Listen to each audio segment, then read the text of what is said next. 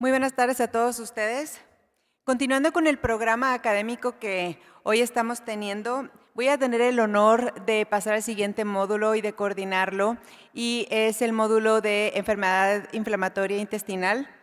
Y vamos a empezar con nuestra primera plática, que está titulada como Experiencia en el tratamiento enteral en pacientes con enfermedad inflamatoria intestinal, y este será impartido por la doctora Judith Kelsen. Ella es profesora asociada de pediatría en la Facultad de Medicina de la Universidad de Pensilvania. Es gastroenteróloga adjunta en la División de Gastroenterología, Hepatología y Nutrición, directora del programa de enfermedad inflamatoria intestinal de inicio muy temprano y directora de trasplante de microbioma en el Children's Hospital de Filadelfia. También la investigación de la doctora Kelsen se ha centrado prácticamente en la enfermedad inflamatoria pediátrica, y ella completó su maestría en medicina transnacional en la Universidad de Pensilvania, donde estudió el papel del microbioma intestinal y oral en la enfermedad inflamatoria intestinal, y es considerada una experta mundial en este campo. Su trayectoria es muy amplia, así que sin más preámbulo, le vamos a dar la palabra a la doctora. Adelante.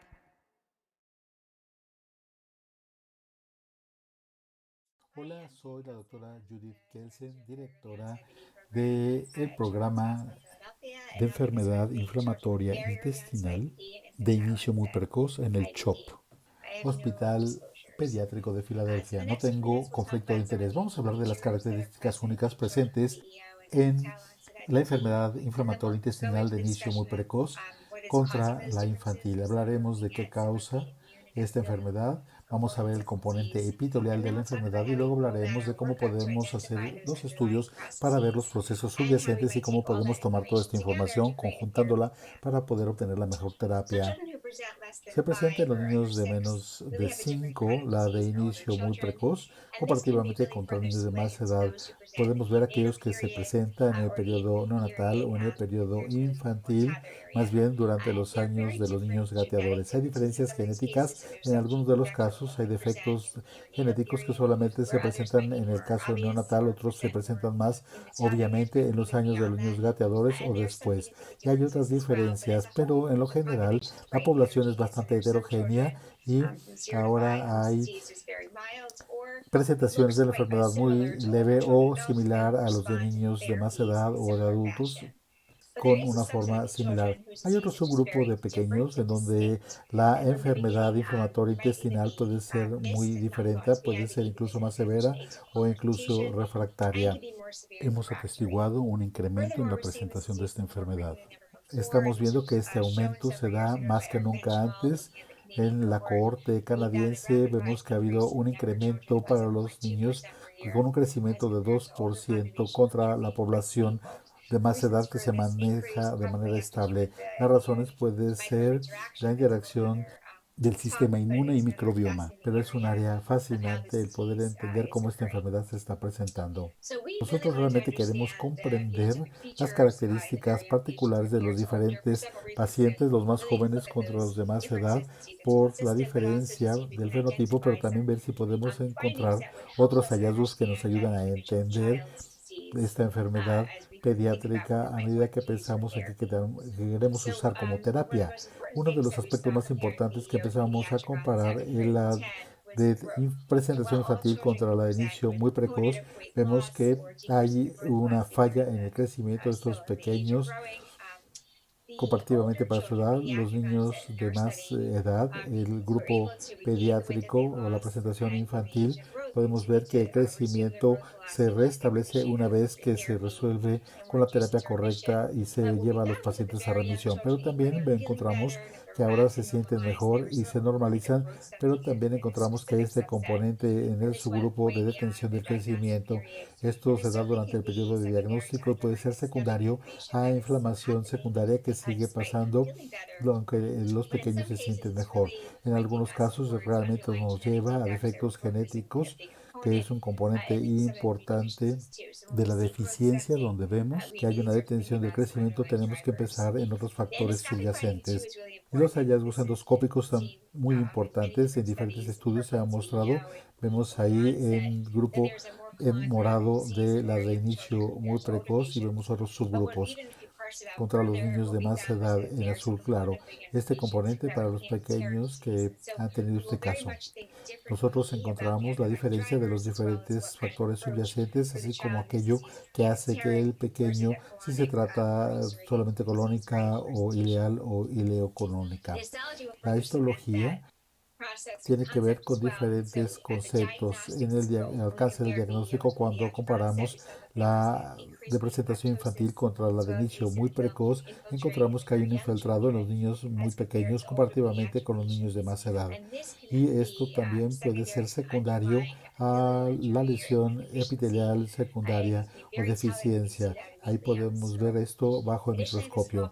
También encontramos otros hallazgos que son importantes. Hemos visto que hay una atrofia vellositaria o aplanamiento de las vellosidades, lo cual nos puede llevar hacia potencialmente otros defectos inmunitarios que pueden haber iniciado tal vez relacionados con neuropatía. Y el abordaje puede ser un poco diferente dependiendo de este tipo de hallazgos.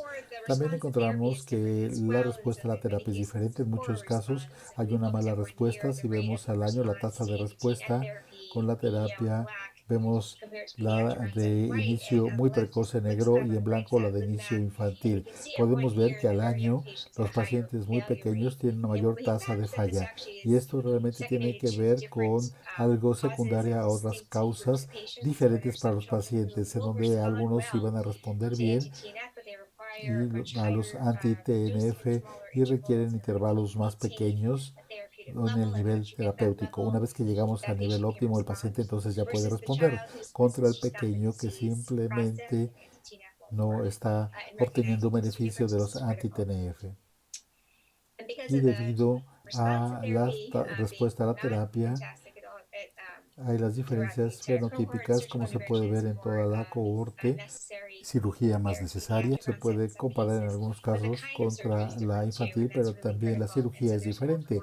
Hay más intervenciones colónicas con ileostomía derivativa o colectomía en negro para los muy precoces y en blanco el grupo pediátrico de más edad.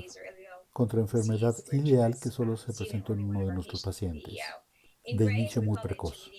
Barra gris, edad intermedia de 6 a 10. Realmente queremos asegurarnos que no estamos perdiendo o omitiendo algunos defectos en este grupo o que procesamos toda esta información de manera adecuada y con una separación de los grupos tratando de identificar qué intervenciones se aplicaron en qué grupo. En pocas palabras, la razón para todas estas diferencias es porque creemos que en algunos casos simplemente se trata de una enfermedad totalmente diferente y los factores subyacentes son diferentes.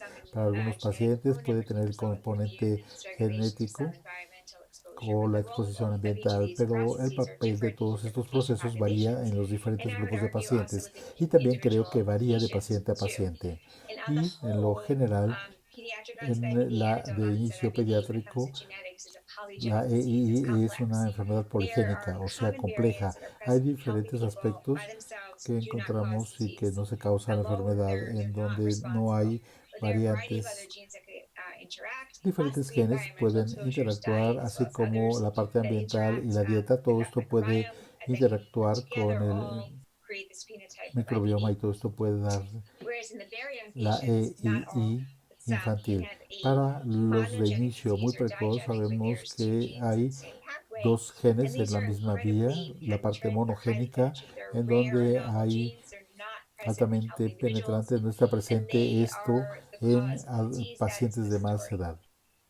Y esto lo entendimos por primera vez en 2009 con la identificación de la mutación IL10R, cuando se identificó a un grupo de pequeños que estaba encontrándose con un fenotipo similar cuando se presentaba la enfermedad en la época neonatal con fístula. Hubo terapia quirúrgica, enfermedad cutánea y otras manifestaciones, y se curaron con el trasplante de células madre. Además de curarse, evitaron las secuelas que se pueden ver en otros casos. Nosotros hemos reconocido que se trata así de una enfermedad totalmente diferente en algunos casos, por lo tanto tenemos que identificar los factores subyacentes porque esto puede cambiar por completo la vida del pequeño si podemos detectar e identificar a qué se debe. Desde entonces se han identificado más de 70 genes y cómo interactúan las diferentes respuestas. Y la primera línea de defensa simplemente son las células epiteliales. Cuando vemos la función, la estructura puede dar como resultado en un inicio muy precoz de EII. Cuando el defecto se limita a las células epiteliales y no hay un componente inmunológico, de una manera es difícil tratar a los pacientes porque no responden. Algunos de los pacientes pueden tener anomalías epiteliales asociadas y otras células epiteliales que pueden también un curso diferente afectando uñas, dientes, piel, y esto puede presentarse de diferentes maneras, ya sea con diarrea sanguinolenta o pueden tener acidosis metabólica por las uniones de las células epiteliales y pueden tener episodios repetidos de diarrea e ingresos hospitalarios cuando se presenta la enfermedad. Cuando está asociada con deficiencias inmunológicas, como en el caso de TTC7A, resulta crítico enfrentar el componente inmunológico, pero no se estará tratando el componente subyacente epitelial. En algunos casos se ha utilizado leflunomida para el caso de TTC7A, también en otros abordajes terapéuticos se han utilizado. En la actualidad hay un gran enfoque y nosotros esperamos que pronto haya nueva información para tener más opciones terapéuticas. La primera línea de defensa es la innata, en donde es de su trabajo identificar y atacar cuando encontramos defectos fagocitarios o defectos de transporte, enfermedad granulomatosa crónica, profunda inmunodeficiencia, problemas con fagocitosis, presencia de microbios, hongos, y puede esto detectarse cuando haya una EII de inicio muy precoz, enfermedad perianal y patrones de ulceración muy específicos. En pequeños de menos de 5 con EII debe de hacerse un tamizaje para enfermedad granulomatosa crónica, ya que puede ser fatal.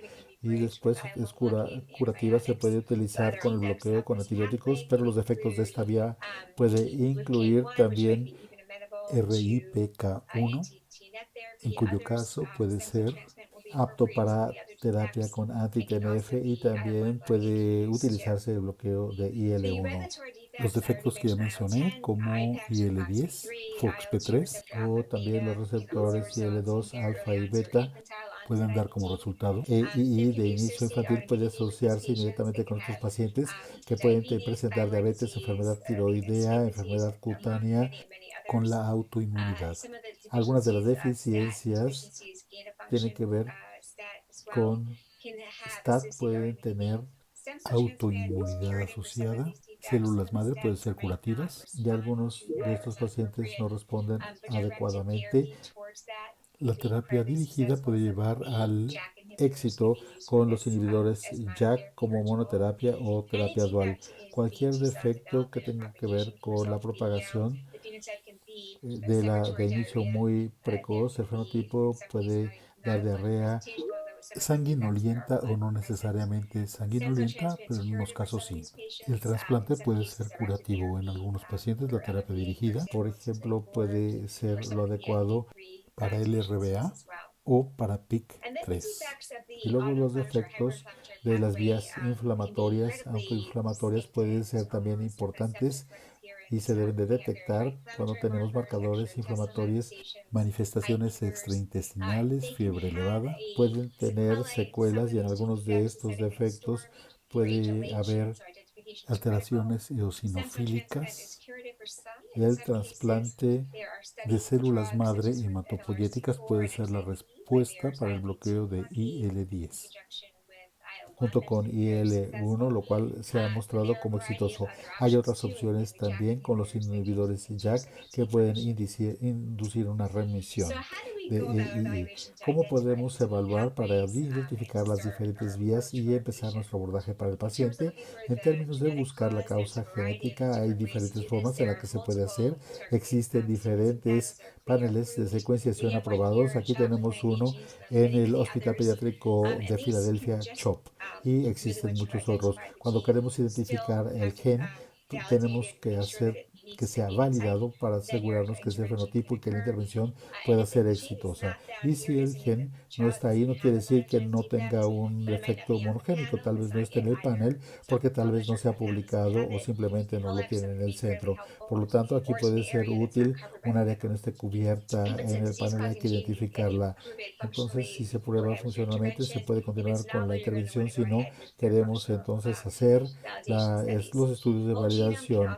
El genoma completo, su secuenciación puede ser importante, pero tiene también sus limitantes en cuanto a los genes, así como también el poder perder algunas o omitir algunas regiones y no hay defectos regulatorios que aparezcan ahí. Acá tenemos algunos de los genes que encontramos en el centro en el que yo me encuentro en el Hospital Pediátrico de Filadelfia. Cuando uno encuentra uno, es transformador y puede evitar que haya secuelas no deseadas o curar al pequeño. La integración de la genómica y la inmunofenotipificación. Tenemos un equipo con inmunología, trabajamos conjuntamente y la idea es finalmente poder comprender cómo podemos identificar algunos de los defectos monogénicos, cuál es la historia médica, qué examen nos puede llevar hacia la enfermedad monogénica en particular y también el utilizar terapias dirigidas donde tal vez no es monogénico, no encontramos un defecto específico, pero encontramos que los fenotipos son similares y su forma de presentación es similar y pueden responder a las terapias en algunos casos. Y también queremos evitar las secuelas de las complicaciones no gastrointestinales con los defectos,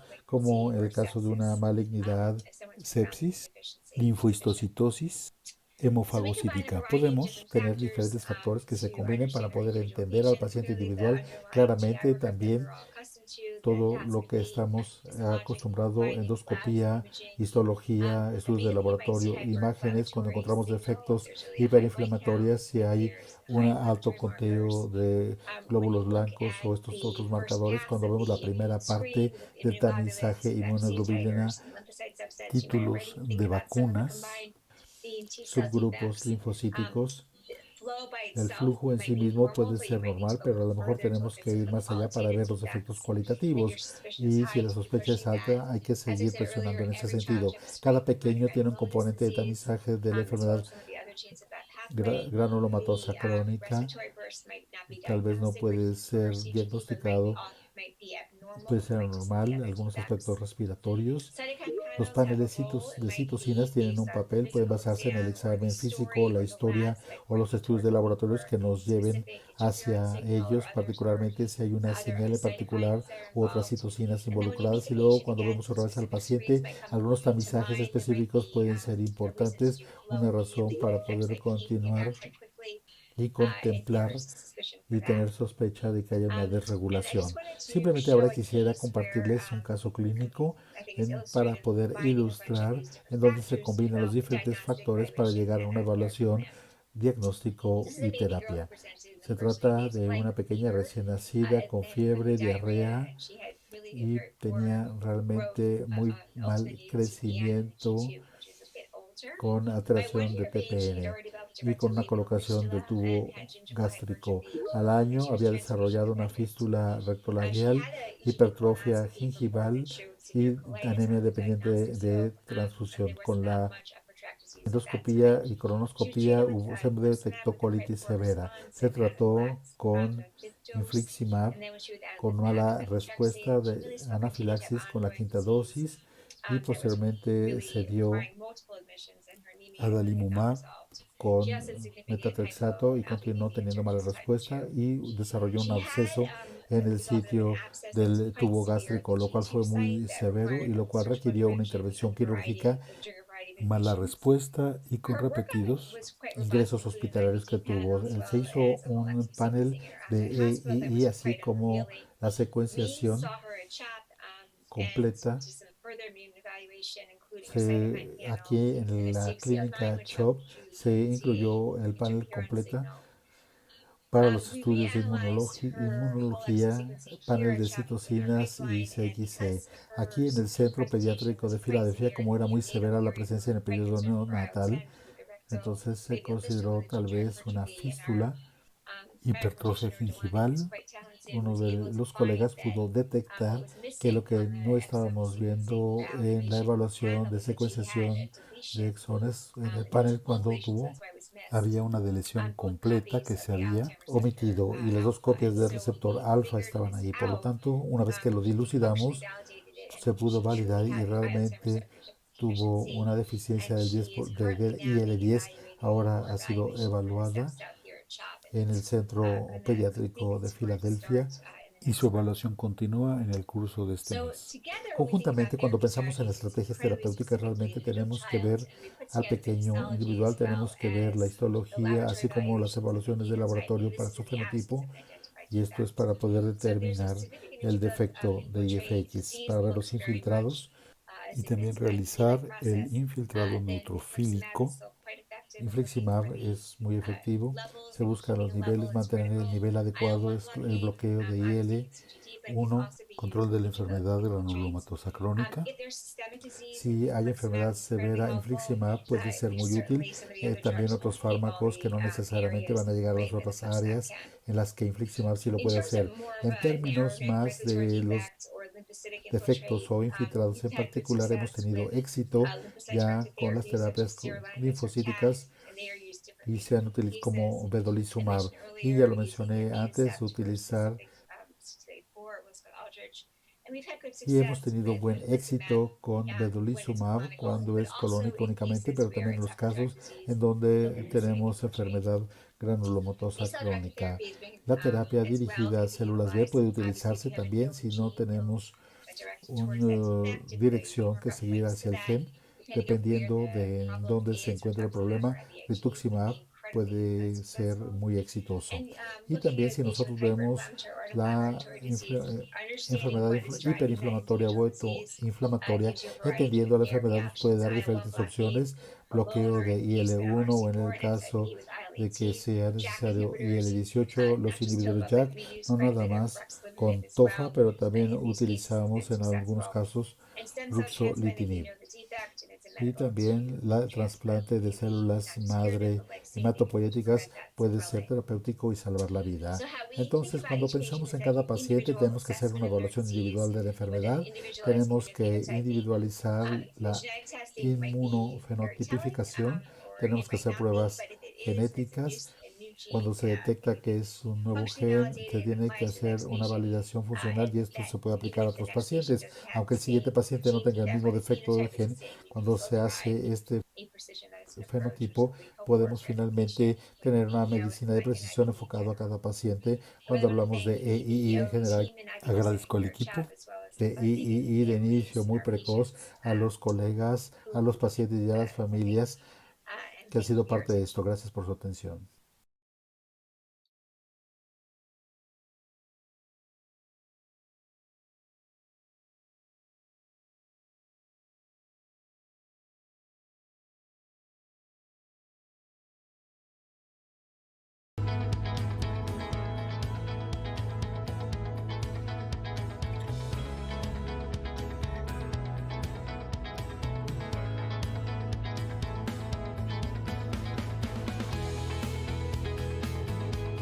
Gracias a la doctora por esta tan extraordinaria presentación. Al final de la siguiente plática, la doctora va a estar conectada para poder contestar todas sus preguntas. Mientras tanto, vamos a dar paso a la siguiente plática que estará impartida por la doctora Marina Orsi, quien también es experta en el área. Y el tema se llama Tratamiento enteral a largo plazo de la enfermedad inflamatoria intestinal. Y ella, la doctora Marina Orsi, tiene una gran trayectoria profesional y también una vasta experiencia en esta área. Ella es presidenta electa de la Federación Internacional de Sociedades de Gastroenterología, Hepatología y Nutrición Pediátrica.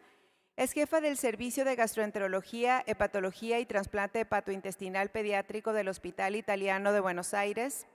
Es profesor adjunto de posgrado y de la maestría en Gastroenterología y Hepatología de la Universidad del Salvador.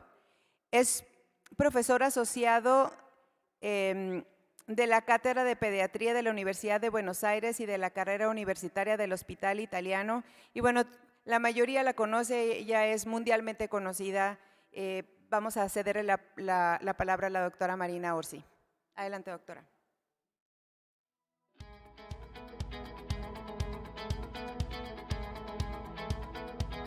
Bueno, para mí es un honor y un gran placer haber sido invitado a esta Semana Nacional de Gastroenterología.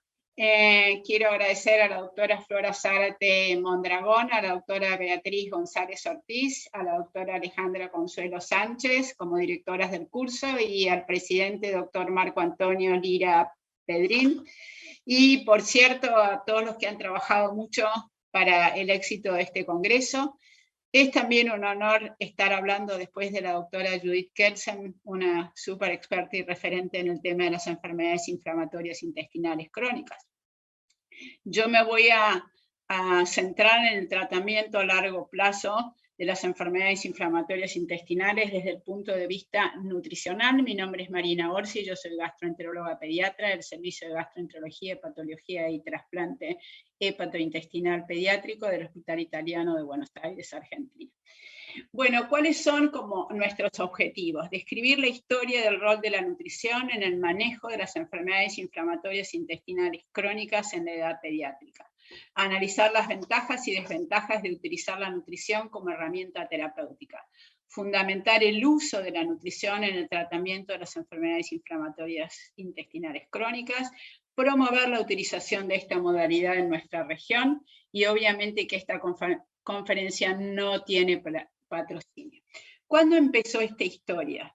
En realidad fue un descubrimiento cuasi fortuito en 1973, que un cirujano justamente analizó las ventajas del uso de una dieta alimentar en el tratamiento de la enfermedad inflamatoria en una experiencia postquirúrgica.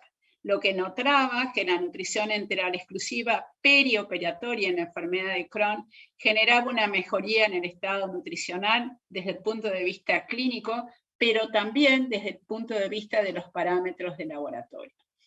Y es así que ya en 1998 aparece una publicación que me parece muy importante teniendo en cuenta el tiempo que ha pasado y lo que pensamos hoy, donde mostraban que la alimentación enteral exclusiva podría ser tan efectiva desde el punto de la inducción a la remisión cuanto los corticosteroides. Miren qué interesante este concepto hace tanto tiempo. La dieta elemental pareciera no ser superior a las fórmulas poliméricas. Y por otro lado también que la dieta enteral no parecía estar relacionada al sitio de la inflamación intestinal. Todo esto se decía en 1998. Y también remarcaba que esta estrategia terapéutica era particularmente apropiada en niños y adolescentes con enfermedad de Crohn, no solo porque mejoraba el estado nutricional, promovía el crecimiento, sino también el desarrollo puberal y también, concepto sumamente importante, evitaba el efecto tóxico en aquel entonces de la terapéutica esteroidea. Decía, la mayoría de los centros deberían considerar esto como primera línea de tratamiento.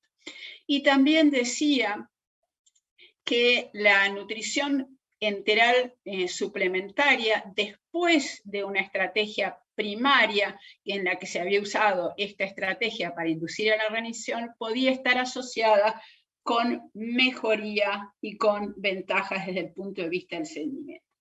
Entonces también decía que cuál era el mecanismo, pareciera que la dieta enteral puede inhibir las cascadas inflamatorias intestinales y de esta manera disminuir la producción de citoquinas proinflamatorias. Pareciera, decían entonces, que la alimentación enteral es un gatillo de una serie de caminos o pathways desde el punto de vista de la inmunosupresión. Y entonces la dieta enteral promueve la curación mucosa, la reepitelización de las úlceras y puede reducir la sobrecarga desde el punto de vista bacteriano en el intestino delgado. Bueno, eso se decía en 1998. En 1995, el grupo de Anne Griffiths decía la nutrición enteral que parecía era menos efectiva que los corticoides, pero ya en el 2000 el grupo de Hershkel hablaba de la misma efectividad.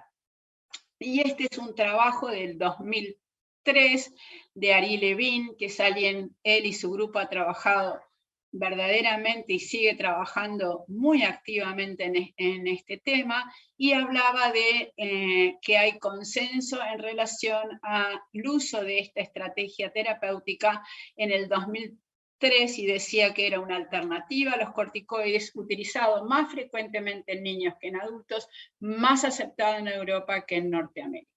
Y este es otro trabajo ya en el 2006, hace 15 años atrás, del grupo de Osvaldo Borrelli, realmente muy interesante, un estudio controlado, randomizado y prospectivo en niños con diagnóstico reciente de enfermedad inflamatoria con fórmula polimérica versus a corticoides, y a las 10 semanas se notaba revisión clínica con un CDI menor o igual a 10, curación mucosa y disminución de los cores endoscópicos e histológicos en más del 50%.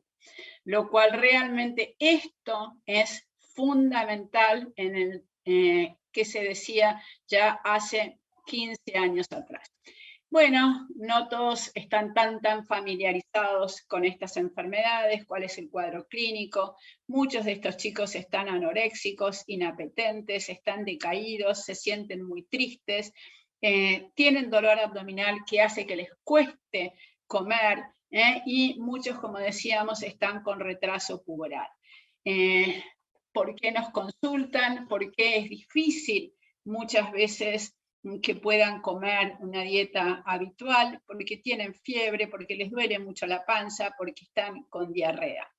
Y nuestro gran desafío es su retraso puberal, su retraso de talla, siendo que el pico de estas enfermedades es en la segunda década de la vida, sí, entre los 10 y los 20 años, y es el momento del empuje puberal, con lo cual esta estrategia debe ser considerada de primera línea.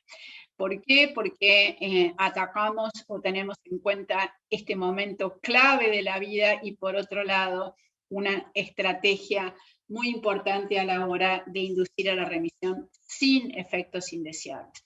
Y recordar que estas enfermedades muchas veces pueden incluso empezar con sus manifestaciones extradigestivas, y si no, estas mismas ser parte del cuadro clínico, y estos pacientes desde luego se van a beneficiar de esta estrategia. Judith Kelsen habló anteriormente del desafío de estas enfermedades en el lactante, y ella seguramente les habrá explicado muy bien cuál es el desafío, pero desde luego que el aumento de las formas tempranas, de estas enfermedades, la estrategia nutricional no cabe duda que es una gran estrategia. Entonces recordemos que los niños con enfermedad inflamatoria intestinal tienen dificultad para aumentar de peso. La inflamación intestinal dificulta la absorción de nutrientes necesarios para crecer, el dolor abdominal y la diarrea disminuye la ingesta habitual, y la fiebre aumenta los requerimientos. Además, el crecimiento óseo está deteriorado y la pubertad retrasada. Recuerden este relativo nuevo forma de reconocer las distintas formas de la enfermedad inflamatoria, entendiendo que el intestino medio en varias ocasiones puede estar comprometido, y es en estos chicos que esta estrategia terapéutica desde luego es particularmente beneficiosa. ¿Cómo vamos a categorizar a nuestros pacientes? Recuerden siempre categorizarlos desde el punto de vista clínico con el CDI en el caso del de la colitis ulcerosa con el PUCAI y con la localización, con si es una forma estenosante, si es una forma inflamatoria. Es muy importante tener caracterizado el compromiso del intestino medio, es decir, cuál es la edad, cuál es la localización y cuál es el comportamiento y qué es lo que vamos a querer lograr. Obviamente que nosotros vamos a querer lograr la curación mucosa y también el deseo último es la curación histológica. Pero lo importante y qué es lo que vamos a tener en cuenta para la respuesta terapéutica es una disminución al menos de 20 puntos de los scores clínicos. Como ustedes saben, el arsenal médico para tratar estas enfermedades, como ustedes saben, es muy amplia, pero empiezan a reconocer que la dieta enteral exclusiva, particularmente las formas poliméricas, que como se dice, la forma elemental no es esencial, es parte hoy en día de la inducción a la remisión y por qué también el tratamiento a largo plazo. ¿Cuáles son los conceptos nuevos en el tratamiento de las enfermedades inflamatorias? Disminuir la inflamación, inducir rápidamente a la remisión, lograr mantener esta remisión, lograr la curación mucosa sostenida, reducir el uso de esteroides, reducir el número de internaciones cirugía y tratar eficazmente las manifestaciones extraintestinales para mejorar la calidad de vida del paciente en el presente, pero también tener en cuenta el futuro. Bueno, ahora enfocándonos al tópico central de esta charla, que es el tratamiento nutricional a largo plazo. ¿Qué es lo que pasa desde el punto de vista fisiopatológico? Tenemos que nuestros pacientes están desnutridos, con falla de crecimiento. ¿Por qué? Porque hay mala absorción, porque hay aumento de las pérdidas, porque están aumentados los requerimientos, porque, como decíamos, la ingesta es adecuada, los corticoides que muchas veces se han utilizado han desfavorecido la calidad del hueso y tenemos citocinas inflamatorias y retraso puberal. Y entonces tenemos que buscar terapéuticas seguras y eficaces que les permita crecer de manera armónica para reintegrarse así a su vida habitual. Como ustedes saben, hablando nuevamente de Anne Griffiths, en el 2016 se hizo esta publicación muy importante de empezar a tratar a nuestros pacientes desde el punto de vista de una terapéutica mucho más personalizada y en función de una serie de consideraciones para que ya no solo queremos mejorar los síntomas, remisión clínica, que estén libres de corticoides con curación mucosa, sino una remisión profunda y hasta lograr alterar el curso de la enfermedad. Entonces, todos ustedes saben que estas enfermedades, el mecanismo inmunitario es la base de su patogenia, es lo que está alterado, es muy importante la microbiota y el lugar que ocupa el TGF-beta, y este es un factor de crecimiento transformante, tiene un papel importante en la embriogénesis, en la reparación de tejidos, participa en la formación de huesos y cartílagos, control del sistema inmunitario y cicatrización de las heridas, control de la inflamación intestinal. Y está en la familia de los polipéptidos, el TGF-B1, el B2 y el B3. Todos ustedes saben que los individuos saludables tienen una microbiota diversificada, con su función de barrera intacta que incluye la capa mucosa y las uniones estrechas, que hay una separación entre la microbiota y el epitelio, que el sistema inmune innato está intacto, que las células de Paneth limpian las bacterias mucosas y que la respuesta inmune adaptativa no está activada. A diferencia de nuestros pacientes con enfermedad de Crohn, que tienen translocación bacteriana, tienen reducción de los T reguladores, alteración de la capa delgada de moco, han perdido diversidad en los gérmenes, hay disbiosis, reducción del butirato y de las bacterias mucosas, hay pérdida del receptor GPR43, aumento de la permeabilidad y alteración de las uniones estrechas y reducción de las defensinas. Es por eso que la alimentación enteral exclusiva y las dietas que acompañan esto también en el tratamiento a largo plazo deben ser la base de nuestra estrategia terapéutica.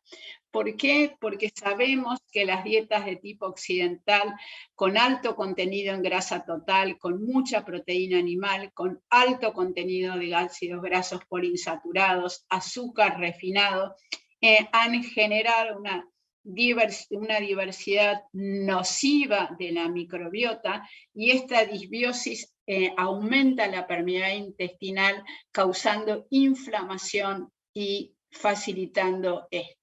Nuestros hábitos alimentarios de comidas rápidas, de alto contenido en grasa, con poca ingesta de frutas, verduras, cereales, y esto ha llevado que ya en el consenso de la ECO y de la ESGAN en el 2014, en el manejo médico de la enfermedad de Crohn pediátrico, ya decía como una consideración importante de la dieta enteral exclusiva es recomendada, recuerden, 2014, como la primera línea de tratamiento para inducir la remisión en niños con enfermedad inflamatoria numinal. Y también decía que la alimentación enteral parcial no debía ser usada para inducir a la remisión. Entonces, esto ya es un trabajo del 2015, donde se habla que la dieta en la patogenia, el tratamiento de la enfermedad inflamatoria. Y acá está el doctor Baldassano, que muchos de ustedes lo conocen, como ser un referente en el manejo de estos, y realmente cómo sumar la alimentación enteral cambia el futuro de estos niños. Por otra parte, este trabajo plantea la importancia del monitoreo nutricional en el manejo de estos pacientes, y que todos de estos pacientes están en alto riesgo de malabsorción nutricional con afectación de crecimiento, con deficiencias de hierro, vitamina B12, ácido fólico, vitamina D, zinc, alteración de la absorción del calcio. Todo esto debe tenerse en cuenta, y no solo debemos proveerle una cantidad mayor de estos minerales en un 120%, porque sabemos que están normalmente deficitarios. Entonces, alterando el ambiente luminal del intestino como terapia adjunta, esto puede modificarse el microbioma, y la dieta debe ayudar para inducir o mantener la remisión en pacientes con enfermedad inflamatoria. Tal enfoque podría tener valor como complemento incluso de los agentes inmunosupresores utilizados actualmente para aumentar la respuesta y o reducir la dosis del fármaco, o como terapeuta de rescate para pacientes que no responden o pierden la capacidad de respuesta a los agentes inmunosupresores. Y esto es muy importante. Es decir, no solo esta estrategia es excelente para inducir a la remisión, sino que puede ser una terapéutica coadyuvante al tratamiento desde el punto de vista de inmunosupresión o ya sea biológicos.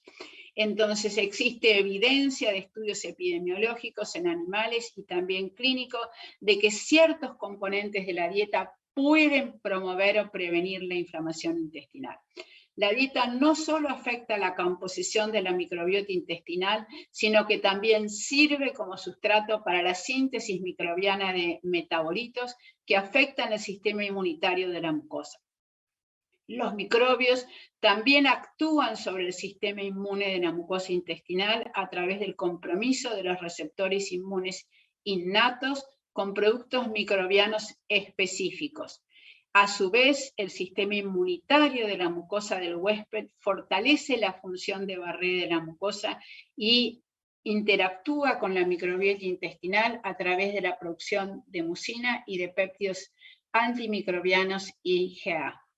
Entonces, esto es muy importante, no solo, como decíamos, estrategia de la alimentación enteral exclusiva que ha demostrado tener mejor desempeño en el crecimiento y en la acumulación mucosa, sino también en mejores índices de remisión.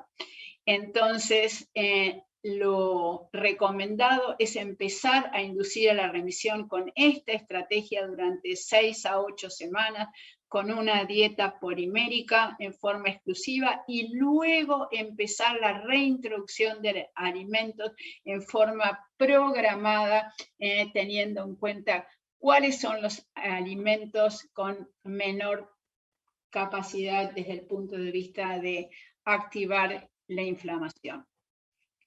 Entonces, tengamos en cuenta todo lo que dijimos en relación a la dieta, a la hora de elegir también qué estrategia terapéutica vamos a utilizar a continuación de nuestra dieta alimentación enteral exclusiva.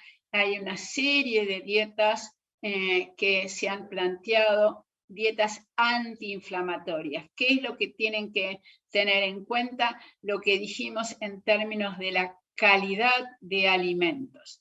Entonces, este es un trabajo muy interesante donde mostraron justamente que cuando se combinaba a los biológicos con alimentación enteral exclusiva respecto a la alimentación enteral parcial, los que tenían esta combinación tenían mucho mejores resultados y también mejor calidad de vida. Entonces, esta es una revisión que también muestra justamente los beneficios de estas estrategias del uso de la alimentación enteral como base del tratamiento de las enfermedades inflamatorias. ¿Cuál es la fisiopatología en términos de la malnutrición y la sarcopenia en la enfermedad inflamatoria?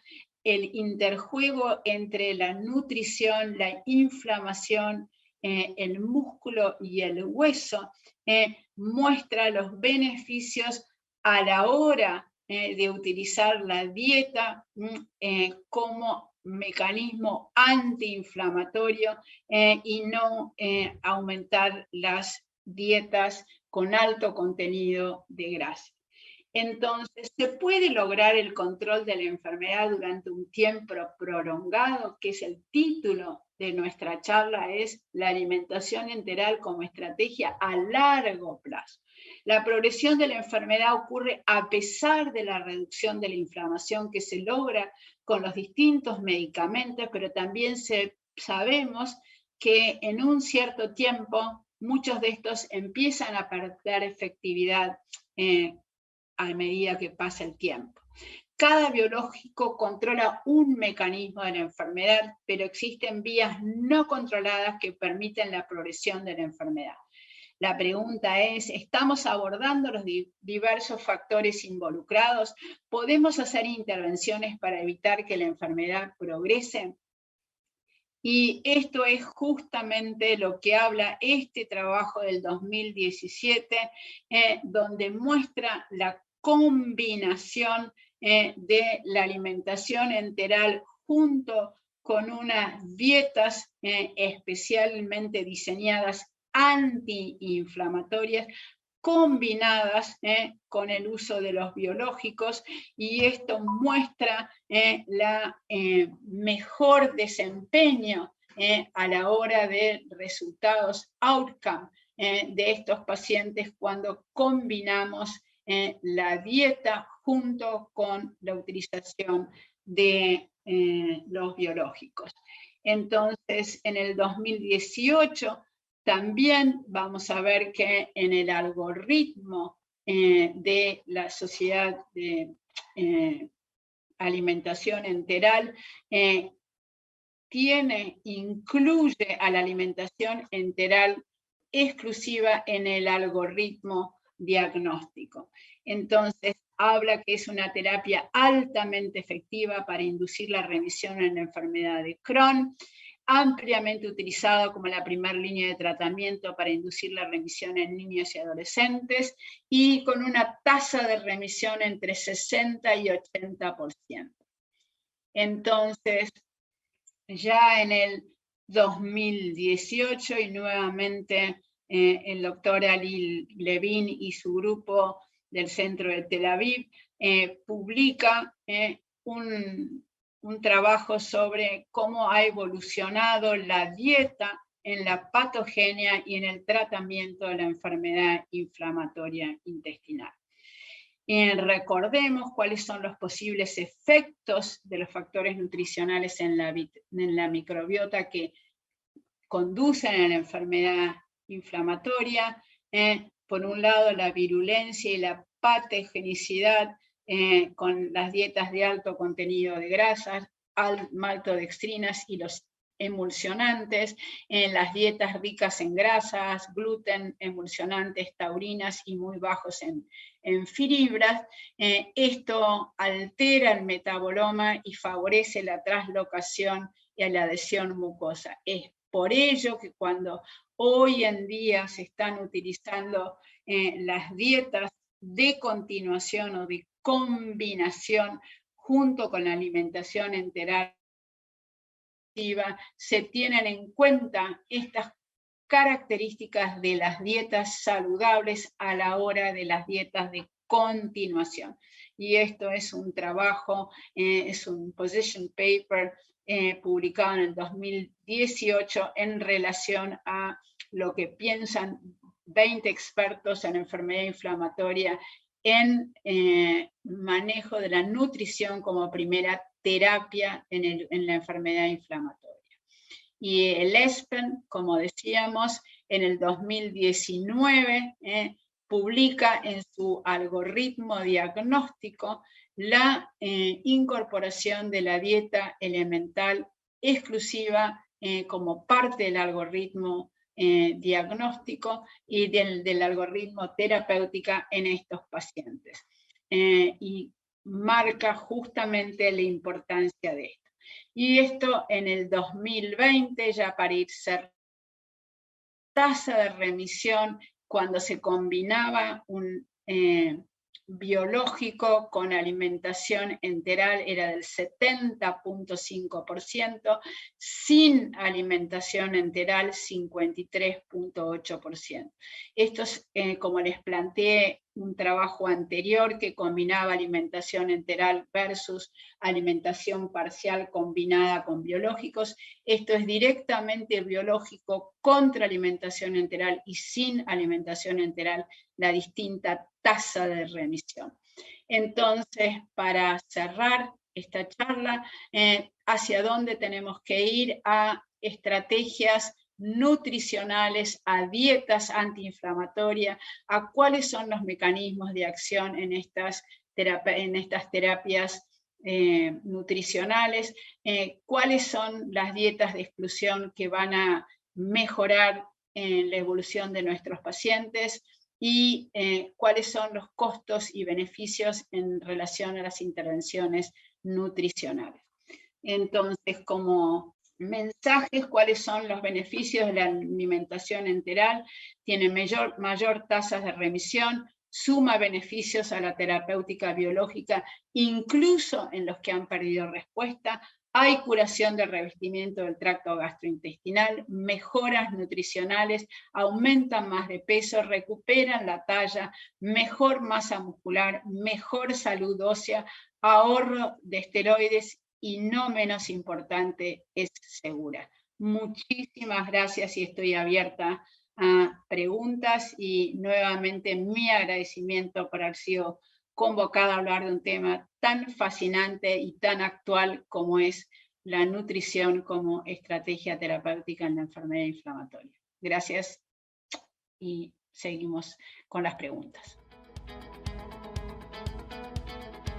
Siempre una extraordinaria exposición del tema. Vamos a dar paso a las preguntas y respuestas. La doctora Marina ya está conectada, también la doctora Kelsen, y van a empezar. No sé si tengan van a hacer las preguntas en español y la doctora ya tiene su audio allá. Adelante, doctor.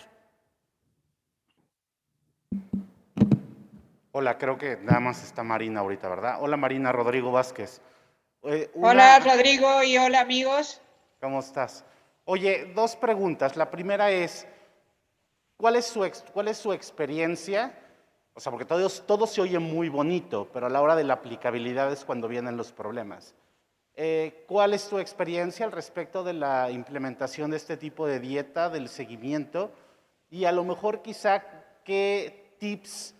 Yo sé que probablemente necesitamos una nutricionista al lado para que pueda dar, o una nutricionista para que pueda dar ese apoyo.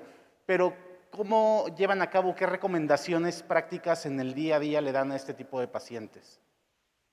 Bueno, muchísimas gracias Rodrigo, muchísimas gracias a todos los que están conectados y a esta semana de gastroenterología, y un placer tenerla a Judith Kelsen con nosotros, que también sabe mucho de este tema.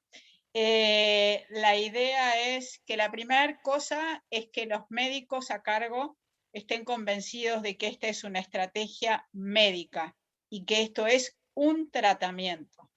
Si los médicos no a cargo de los pacientes no estamos entendiendo, comprendiendo de que esta es un tratamiento y no es un acompañamiento, sino que es una estrategia terapéutica, no haremos nada. Todos los días, con la pandemia en la Argentina, que antes el índice de enfermedad inflamatoria era bajo, con la pandemia hemos incrementado a más del doble de casos, lo cual es sumamente interesante. Hemos aumentado notoriamente esta estrategia, pero a mí me pasa todos los días que vienen los médicos y me dicen, ay no, pero la familia no quiere, pero el niño no le gusta, pero... Y realmente lo más importante es nuestra convicción y entender la fisiopatología, la patogenia, los beneficios, los riesgos, y obviamente que necesitamos de un equipo. Un equipo quiere decir una nutricionista y también el apoyo psicosocial. Es decir, estas dietas implican, porque no es solo la alimentación enteral exclusiva, sino las distintas dietas de seguimiento que hay que llevar a cabo, y entonces desde luego que se necesita guía, que se necesita apoyo, y el apoyo es nutricional, pero también es psicosocial. Es decir, es un cambio en nuestra forma de vida y es entender el lugar que tiene la nutrición como terapéutica. Yo tengo otra pregunta, Marina. Pero venimos bien porque estamos muy convencidos. Yo soy la primera, con lo cual vengo luchando por esto hace muchos años. De acuerdo, lo sé. Mencionaste uno de los estudios en los cuales compararon más bien reportaron la utilidad de la alimentación enteral parcial junto con la dieta que se denomina como de restricción para enfermedad de Crohn. ¿Qué opinas tú, o más bien qué evidencia tenemos en cuanto a cuestiones de restricción de alimentos en específico dentro de los considerados más alergénicos? A ver, se ha evolucionado mucho en lo que son las dietas de acompañamiento en la alimentación enteral exclusiva.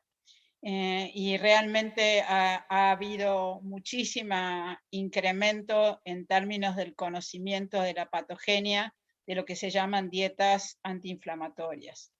Entonces, creo que hay distintas opciones. Hay lo que se llama el Modulife, que es una dieta que está estructurada, pero podría usarse una dieta sin gluten y sin lácteos, siempre y cuando tengamos en cuenta lo que dijimos, cuál es el conocimiento de los activadores inflamatorios y cuáles son los criterios antiinflamatorios. Entonces, tomando algunas de las estrategias, el acompañamiento de la alimentación enteral con dietas, digamos, de apoyo, que incluyen alimentos para apoyar el éxito de esto, es fundamental. cualquiera de las que se elijan. Nosotros estamos en este momento llevando a cabo justamente un protocolo de complementar a los pacientes con tratamiento biológico con alimentación enteral como estrategia combinada para mejorar el outcome de estos pacientes que muchas veces no logran con el biológico la remisión deseada. No sé si contesté bien tu pregunta, Rodrigo. Sí, gracias. Gracias, doctora Orsi. Alejandra Consuelo, muy agradecida de su participación. Una pregunta. La mayoría de los estudios a largo plazo cortan a los 12 meses. ¿Usted tiene alguna experiencia de qué sucede después de los 12 meses con el manejo enteral? A ver, nosotros tenemos experiencia con pacientes más allá de los 12 meses, pero como les digo, en líneas generales, lo importante, y yo sé que los que están en este tema también tienen experiencia más allá de los 12 meses, lo importante, como les digo, es ir trabajando en conjunto con la familia, con el paciente, para mantener en las distintas etapas el concepto de dieta antiinflamatoria. Muchas gracias. Doctora Kelsen, muchas gracias por su participación. Nos ha abierto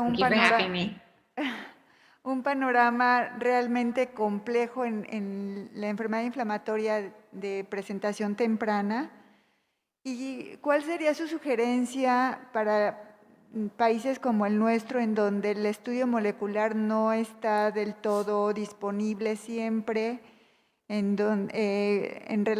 por otro lado... That's a great question. Me parece una excelente pregunta. Hay varios apps o aplicaciones para fines de tamizaje que podrían ser útiles.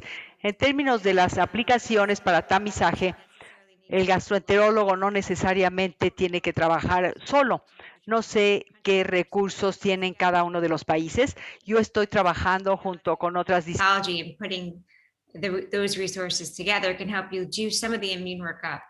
And then in terms of genetic testing, we at CHAP, and I know other places too, are very keen on collaborating and helping in any way possible, and understanding the cost of that kind of assistance. So we're happy to do things at no cost for the patient in terms of genetic testing, because it's prohibitive for a family. I mean, the insurance is not going to work, and some of those tests are quite expensive. So I think in terms of screening labs, which are critical, and even if a patient looks really as if they didn't have a history of infection, you'd be kind of surprised how often we find something in that very, very basic workup that you can collaborate with your different colleagues within your own institution. And then when it comes to more expensive testing, I know that we're happy to help, and I think other places are as well, in order to help any patient, and we can assist with getting samples sent to the States at no cost to the patient too.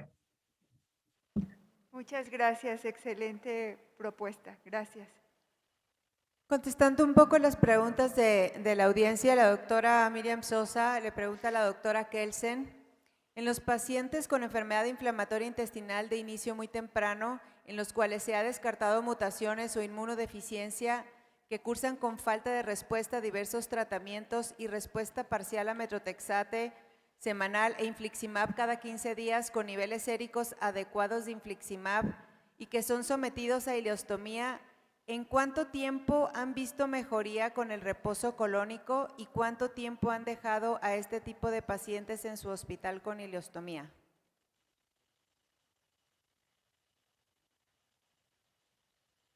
Yeah, that's a good question. And first of all, it depends on the mutation. So if a baby has an underlying genetic defect, and that would dictate or lead to the fact that they're not responding to Remicade or methotrexate or those sorts of therapies. In some cases, as I mentioned in the talk, stem cell transplant is necessary and they're never going to respond to those therapies, right? Or another kind of drug. And I am very aware that not every drug is available in every place. And so again, speaking with different colleagues as well could help. Now, in terms of having a diversion to sort of give that colon a chance to respond potentially to some of the other therapies, it really depends on the degree of inflammation that the baby had prior, or the toddler or the child prior to the surgery. Because if they're quite sick prior to surgery, it might take a little bit longer, to get their nutrition status, as you all just heard how critical nutrition is, to get that better. And they're not going to respond to medical therapy until their nutrition is optimized. And then we want them to grow and get them off of any other supportive therapy. So it can range anywhere from 6 months to a year. And then there are some cases where it's a bit longer if that child really has a lot of obstacles to overcome. But we try not to do it longer than about 24 months, just because we don't want to have any complications going further with the colon. I hope that answers the question. Aparentemente sí. Muchas gracias, doctora. Hacen una pregunta, pero no especifican exactamente para quién. Entonces, para cualquiera de las dos que quisiera responder la pregunta, el doctor Carlos Guerra pregunta: en pacientes con colitis ulcerativa dependientes de esteroides, ¿cuáles alternativas de tratamiento en caso de intolerancias a tioprina y 6-MP con actividad moderada histológica? Por favor.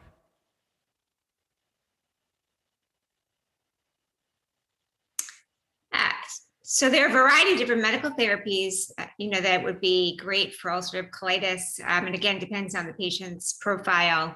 But using vedolizumab or Entyvio for isolated colonic disease can be incredibly effective. When you start that therapy is critical, of course, because there takes some time for it to work, anywhere from 6 weeks to 12 weeks, up to 14 weeks in some cases. So you'll need a bridge. We use as a bridge a lot antibiotic therapy and diet therapy, and try to avoid steroids as much as we can as a bridge to Entyvio. And then anti-TNF, so Humira and Remicade are also very effective for isolated colonic disease, incredibly effective too. So I think that, we have moved away from using azathioprine or 6-mercaptopurine, Imuran. It's sort of not even in some of our algorithms any longer. At CHOP, not globally. I completely agree. Estoy totalmente de acuerdo con la doctora Kelsen. Sobre todo en la pandemia ha habido mucha fuerza para acostumbrarse a no usar corticoides, sobre todo en formas moderadas de la enfermedad. Y creo que lo que ella ha planteado, también nosotros hemos dejado en líneas generales o reducido enormemente el uso de las tiopurinas en la mayoría de estos pacientes. Así que creo que lo que ella dijo es lo que nosotros en líneas generales estamos haciendo.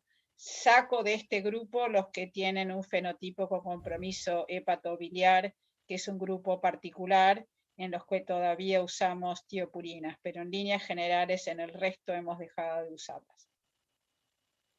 Doctor Rodrigo. Sí, muchas gracias. Hola, Judith. Rodrigo Vázquez. Es una pregunta puntual. ¿Tú has tenido algún paciente con enfermedad de inicio muy temprana en el que haya hallazgos histológicos de displasia neuronal intestinal? Bueno, nosotros tenemos. With neurodysplasia? Neuronal dysplasia, intestinal neuronal dysplasia. We have had patients who have both intestinal disease and neurological manifestations, both enteric nervous system clear anomalies and systemic neurological deficits and intestinal disease. And there are different genetic variants that can account for those. And the immune profile, again, would be really helpful. There's some specific mutations that really are targeting both the neurological system and the GI system. And some of those therapies are directed towards, it's one therapy that would hit both of them, but knowing which defect is critical, whether stem cell transplant is appropriate versus a therapy is appropriate. I hope that answers the question. Sí, gracias. Bueno, muchísimas gracias a ambas por sus extraordinarias presentaciones. Fue un módulo muy enriquecedor. Les agradecemos a todos ustedes su presencia y quisiera invitarlos a que pasen, por favor, a la revisión de los carteles en este momento y que a las 2:25 va a iniciar una ponencia acerca del tratamiento de alergia a la proteína de la leche de vaca en un simposium con Box Lunch a cargo del Laboratorio Mead Johnson. Muchísimas gracias a todos.